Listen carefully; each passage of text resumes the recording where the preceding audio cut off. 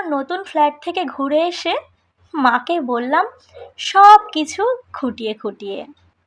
তোর ঝকঝকে মোজাইক মেঝে, ইমালশাল লাগানো দেওয়াল, আধুনিক ডাইনিং টেবিল, জানালা দরজায় ঝুলোনো দামি পর্দা, এমনকি তোর ব্যালকনিতে রাখা বাহারি পাতার টব, সব কিছুই বললাম মাকে।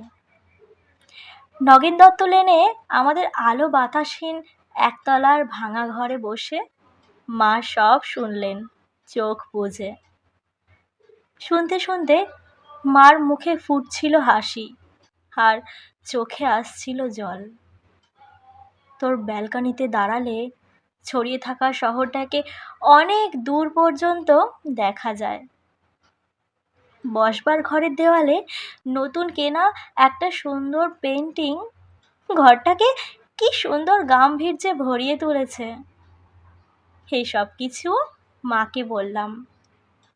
চোখ বুজে শুনতে শুনতে মার মুখে ফুটছিল হাসি আর চোখে আসছিল জল। তোর চেহারাটা আগের চেয়ে অনেক ঝকঝকে সুন্দর হয়ে গেছে, ফর্সা হয়ে গেছিস অনেকটা। যদিও তোর হাসিটা আছে ঠিক ছেলেবেলারই মতো। জামাইবাবুর মুখে শুনলাম সামনের পুজোয় তোরা নাকি একেবারে পুরো দক্ষিণ ভারতটাই ঘুরে আসবি। মা নগেন দত্ত লেনের ভাঙাচোরা ঘরে বসে এই সব শুনতে শুনতে হেসেছে। আর কেন জানি না মার চোখে এসেছে জল। সব কিছুই বলেছি দিদি, শুধু তোর ডাইনিং স্পেসে রাখা দুধ সাদা রঙের ওই ফ্রিজটার কথা মাকে বলিনি।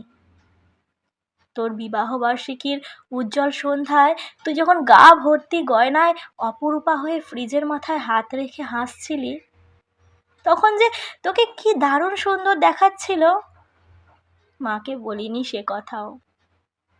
বিবাহবার্ষিকীর সন্ধ্যায় তোদের আনন্দ উজ্জ্বল অ্যাপার্টমেন্টে তুই আর জামাইবাবু যখন এই ফ্রিজটার পাশে দাঁড়িয়ে হাসি মুখে মালা বদল করছিলি, বাবুদের রসিক বন্ধুদের অনুরোধে আর ক্যামেরার ফ্ল্যাশ ঝিলিক দিয়ে উঠছিল উপচে পড়া খুশির মতো, তখন ঠিক তখনই দিদি আমার চোখের সামনে স্পষ্ট হয়ে উঠেছিল হাসপাতালের করিডোরে বাবার ভেঙে পড়া মুখ। ভেতরে মা তখন অপারেশনের পর অচৈতন্য। ডাক্তার এসে বাবাকে বললেন চোখটা বোধহয় আর বাঁচানো গেল না, তাও একবার চেষ্টা করে দেখতে পারেন মাদ্রাজে, যদিও সে অবশ্য অনেক টাকার ব্যাপার। হাড়ি কাঠে আটকে পড়া অসহায় পশুর মতো করুণ দেখাচ্ছিল তখন বাবার মুখটা। সিঁড়ি দিয়ে আস্তে আস্তে বাবা আমার কাঁধে হাত রেখে বলেছিলেন, কমলাকে সারা জীবন দুঃখ কষ্টই দিলাম, সুখ দিতে পারলাম না। আজ ওর চোখ দুটোও চলে গেল, সবই আমার কপাল। দিদি, অনেক দরদস্তুর চাপাচাপির পর তোর বিয়েটা যখন আরো কয়েক ভরি সোনা আর একটা ফ্রিজের দাবির জন্য আটকে পড়েছিল অনিশ্চয়তার ঘেরাটোপে, বাবা তখন কাউকে কিচ্ছু না জানিয়ে চড়া সুদে ধার করেছিল অনেক টাকা। সামান্য মাইনের প্রাইভেট কোম্পানির চাকরি করা বাবা বেঁচে থাকতে থাকতে অন্তত একটা মেয়েকে পার করার দুরন্ত আশায় ঝুঁকি নিয়ে ফেলেছিল অনেকটা।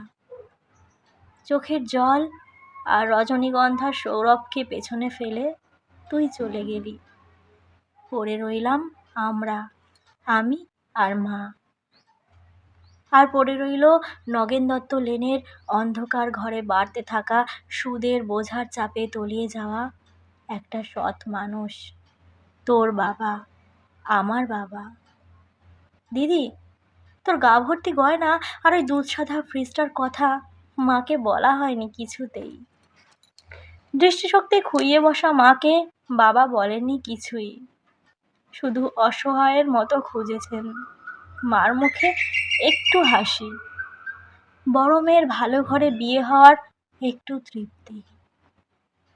সে হাসি খুঁজতে খুঁজতে ক্লান্ত বাবা চলে গেছেন।